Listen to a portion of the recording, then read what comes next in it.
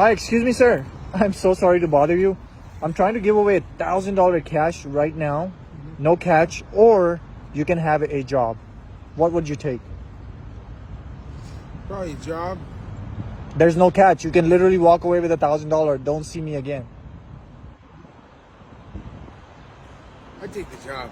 You still want to take the job? Yeah, I mean, what do you think? If I'm in your situation, I would do the same thing. All right, hold on to it. Don't open it yet. There's a surprise in there for you. Why don't you go ahead and sit here if you don't mind? I'm going to sit here with you. I want to have a conversation with you if you don't mind. I know you're probably busy doing something. Where do you live right now? Just kind of out here on the streets, yeah.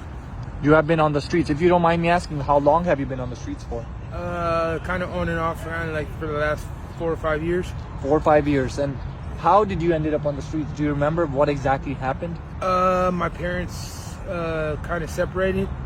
And, Okay.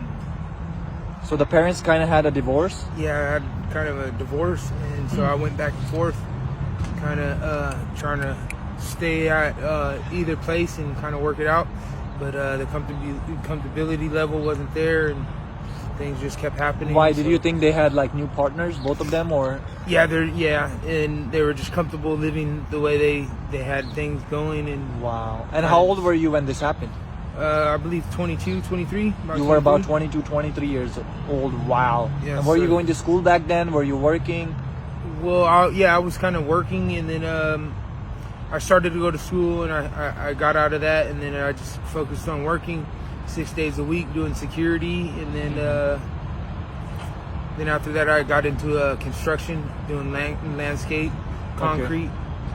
But then you like lost your job, and that's how you ended up on the street, or? Yeah, I kind of started sleeping in my cars where it was, and then I started just like getting closer kind of to the streets.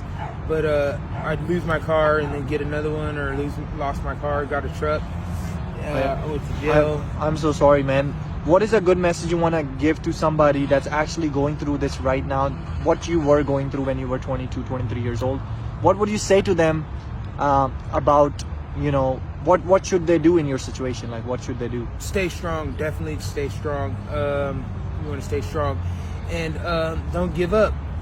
There's plenty of programs. There's housing and stuff to go to. There's a lot of different things that you can do. How do you get housing? Maybe at the county office. Okay. Yeah, at Social Security office too as well. You just go to them and you just fill up a form or something, and they just... Yeah, they'll have you talk to somebody too as well, and then you'll sign forms by the end of the day. They got Salvation Army as well. Okay, what does Salvation Army do? They get you hired? It's more of a alumni program, I think. Okay. You become alumni, yeah. It's a really good program. And they give you a house or place to live at, or... Yeah, like a... How about boarding. finding a job too, or no? Boarding, no, you work for them, and then... Oh, you work for them, okay. Yeah, and then after that, you can probably work like Amazon if you want to, or other jobs, but you have to have a curfew and all that stuff. And the time you come in. And did you not like the curfew? Or are you still living with them, or no? No, I had stopped going to that, and then just started hustling out here, doing a little whatever I can sell or get a hold of and sell. What do you usually get a hold of, and what do you sell? Are you talking about like plastic bottles and cans and stuff, or? Once in a while, yeah, I'll do that sometimes. And how do you find food? Yeah, that's what makes it really hard though, too. Finding food. Yeah, and staying afloat. Do you ever go and ask people, like, honestly, looking at you, you look super clean, and it doesn't look like, and again, not to offend you or nothing like that, but it's good to stay clean and good, and fresh. Yeah, that's hard. Yeah. It's good to, it's hard to stay on the streets, especially on the streets. How would you get a shower and all that stuff? But it's good to stay clean though. So I'm sure when you go ask people for food, they will reject you, looking at you thinking that this guy looks like he's good in health, he can go work, right? Yeah. Do you ever ask people for food and get rejections? Yeah, a lot of the times. That's why I try and figure it out myself, and that too though, and so it makes it a lot harder though, and then especially looking healthy and stuff, trying to stay as much as I can afloat. Yeah. Wow. So if you're given a job today, that's why you agreed for the job. What would you do? What type of job would you do? I wouldn't mind working right here at 7-Eleven. 7-Eleven? Yeah. I wish I had a 7-Eleven job for you, but I might have something else for you. So what I want you to do, this bag right here, I want you to open it and see what's in there. There's actually something in there.